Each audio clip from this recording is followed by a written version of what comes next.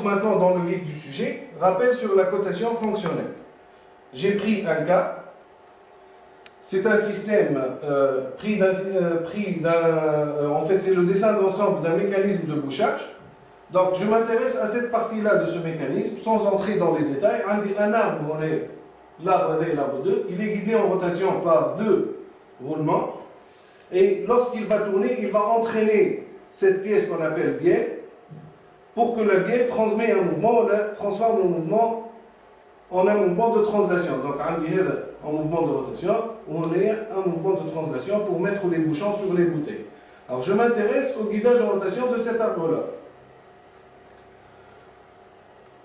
Voilà, donc, on a 3 conditions à voir. Premièrement, justifier la présence des conditions A, B et C.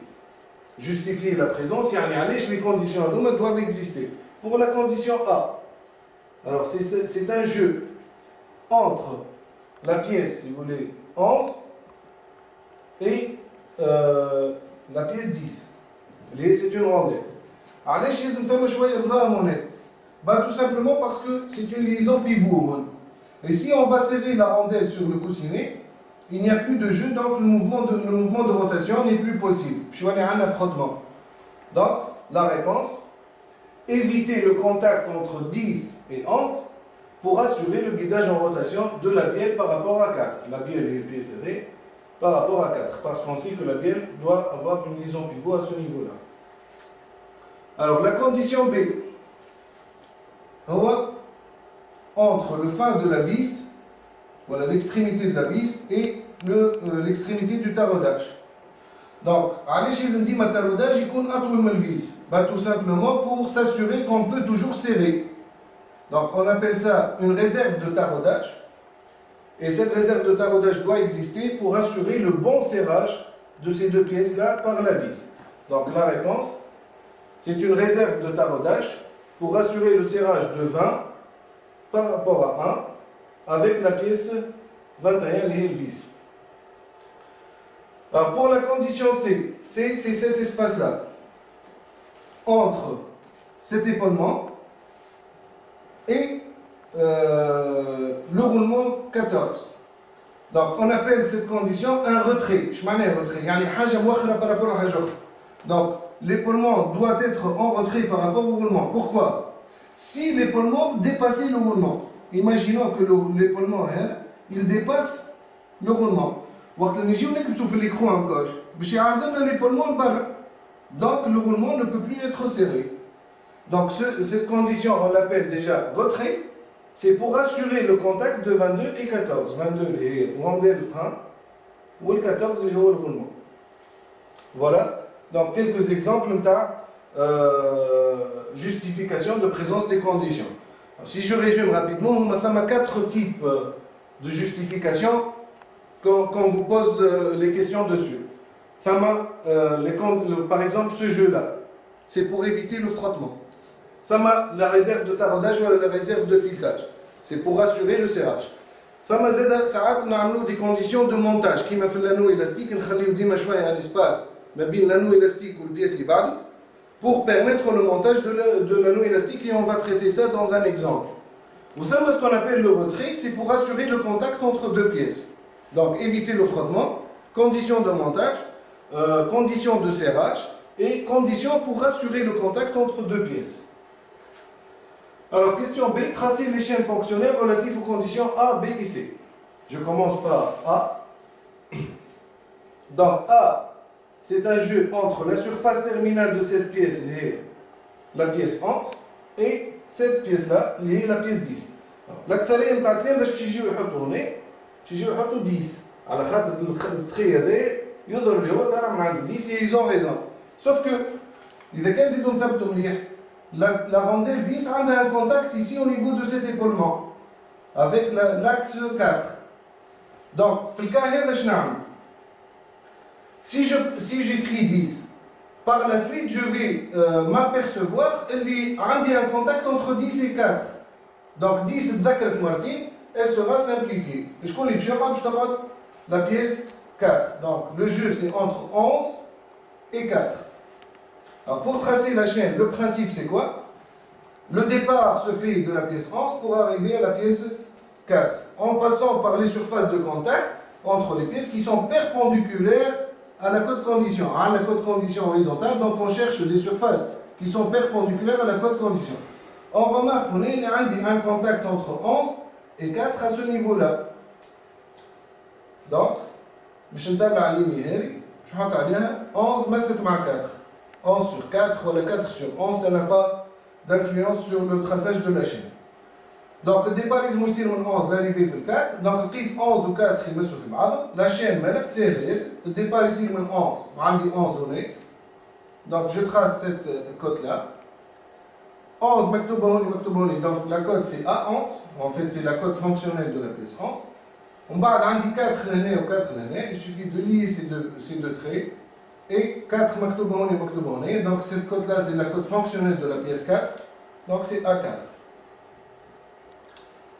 Pour la condition B, B c'est entre le fond du taraudage donc, qui appartient à la pièce D et la pièce 1 et ce trait là, l'extrémité de la vis, la vis elle est 21.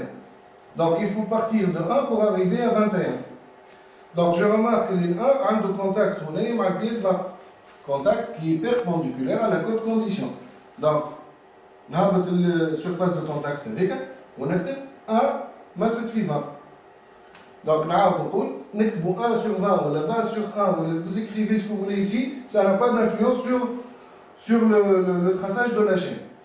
Donc, 1 masse مع 20, بعد ال 20 masse هنا مع التيت نتاع الفيس 21. Donc, قبل ما نصوروا هذيك دونك عندنا ال 1 تمشي لل 1. Donc la cote هذيا A1 plutôt B1 خاطر la condition اسمها B. ومن بعد ثم كونتاكت هنا entre 20 et 21. Donc 20 21 هوني عندي 20 donc نقدم من 20 ل 20. الكوت نتاعي هوني ثم 20 donc c'est la cote B20. Ensuite لقيت 21 نرجع لل 21 اللي هي l'extrémité c'est la cote B21. Voilà donc pour la condition B. Pour la condition C maintenant. Donc la condition C c'est entre le roulement 14, cette surface elle appartient au roulement 14 et cette surface là elle appartient à l'arbre repère 2. Donc entre 14 et 2. Le départ il يصير من 14. L'arbre du 14 a un contact هنا مع 15.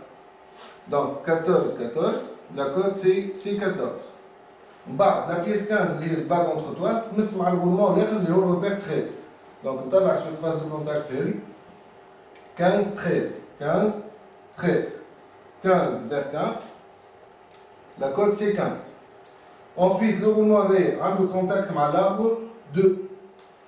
Donc 13 مع 2. هوني عندي 13 هوني عندي 13 donc la cote c'est 13. Enfin, لقيت 2 وانا نحب نلوج على 2 donc نرجع من 2 هذه ل 2 هذيك. La cote c'est 2. Donc voilà pour le traçage de la chaîne de cote نتاع C. Alors pour les cotes maintenant, donc l'équation, je vais prendre la chaîne C. Comment j'écris les équations de la condition C? Alors les équations au code nominal. L'équation au code nominal. La condition C égale les vecteurs dirigés dans le même sens que C. C14, C15, C13. Ils sont positifs. Ou le vecteur indiqué dans le sens contraire que C, il est négatif. Ce qui va me donner C égale C14 plus C15 plus C13 moins C2. C14 plus C15 plus C13 moins C2. Alors, cote maximale. C max égale les flèches dirigées dans le même sens. Ils sont maximal et positif. Les vecteurs dans le sens contraire, ils sont négatifs ou le code minimal. Donc, je t'attends. C14, C max égale C14 max plus C15 max plus C13 max moins C2 min. Voilà. Les cotes dans l'équation code minimal, C min, C minimal égale les flèches dirigées dans le même sens, ils sont minimal. Les flèches dans le sens contraire, ils sont négatifs ou maximal. Donc, C min égale à C14 min plus C15 min plus C13 min moins C2 max. Voilà. L'équation de l'intervalle de tolérance.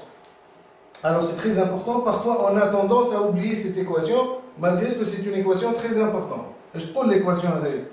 L'intervalle de tolérance de la condition C doit être égal à la somme des intervalles de tolérance des codes constituant la chaîne.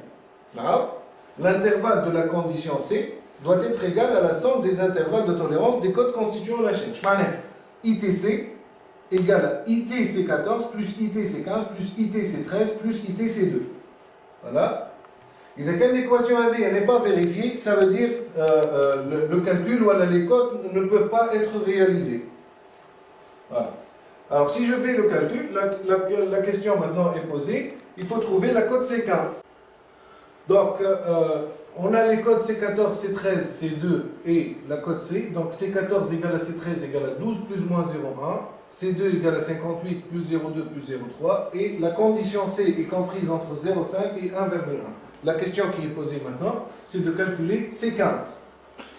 Donc à partir des équations qu'on a trouvées tout à l'heure, C15 égale, donc C15 elle est positive de ce côté-là. Je laisse les autres termes barre C. Donc je t'attends C plus C2 moins C14 moins C13. Alors le petit problème qu'il y a ici, c'est que la condition C est comprise entre 0,5 et 1,1. Autrement dit, on n'a pas la valeur de C.